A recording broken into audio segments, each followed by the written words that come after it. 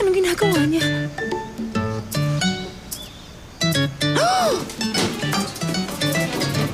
Ano ba ginawa mo dyan? Hindi mo pwedeng gawin yan dito. Umalis ka dyan ngayon din. Tumahimik ka. Sabi ko, umalis ka na dyan!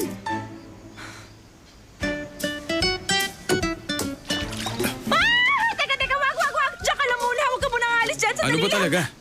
Basta, diyan ka lang muna. Heto, Ngayon nga lang ulit ako makakaligo eh. makakaligo? Hindi nga siya makaligo, nalabos niyang nais gawin. Hindi ko kailangan yan. Hindi pwede. Gamitin mo to.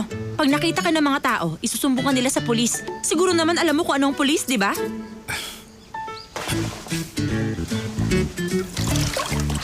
Hindi naman yata tamang isumbong ako sa pulis dahil lang nais kong maligo. Hindi yun ang dahilan kung bakit ka isusumbong.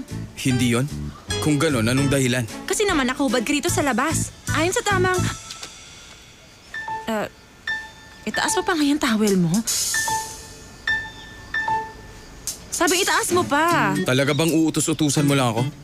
Limot mo na bang ako ang pinaglilingkuran mo at isa rin akong Diyos? Malay ko sa sinasabi mo. Ang alam ko na walang kapangyarihan mo. Diyos ka pa rin ba kung wala kang... kapangyarihan?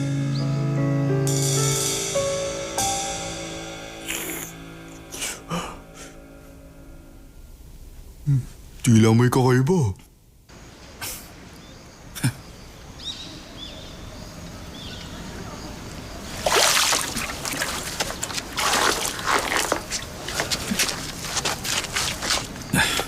Oh.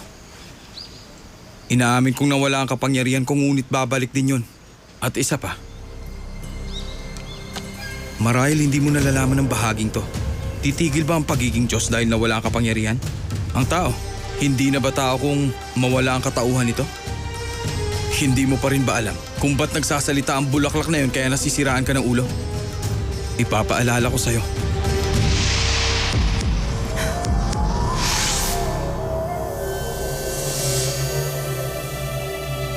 Tandaan mo to. Huwag mo akong susubukan.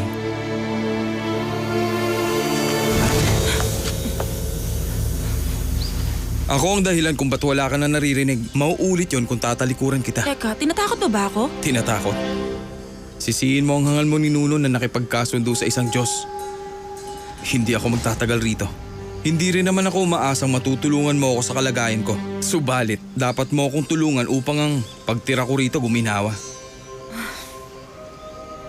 Pati ba yun tatanggihan mo? Niligtas kita, di ba? Kaya dapat magbayad ka sa akin.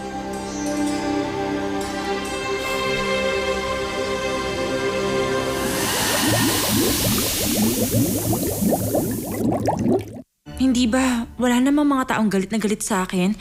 Yung tipong sa galit nila gusto talaga nila akong patayin? Marami kaya sila. Hindi mo ba alam? Isang babala? Oh. Huwag kang iibig sa akin. Kapag nangyari yon, walang lunas doon. Alam mo, sa tingin ko, ikaw ang wala talagang lunas.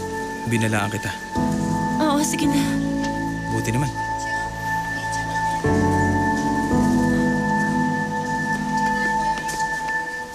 Gusto ko maayos ang misunderstanding natin at sana magkaroon na tayo ng deal ngayon. Kung hindi ngayon, pwede nating reschedule bukas. Hindi. Pwede naman ngayon. Mauna na ako. Ano? Tayo na. Tara. Tila maraming ginto ang kaibigan niyang yan.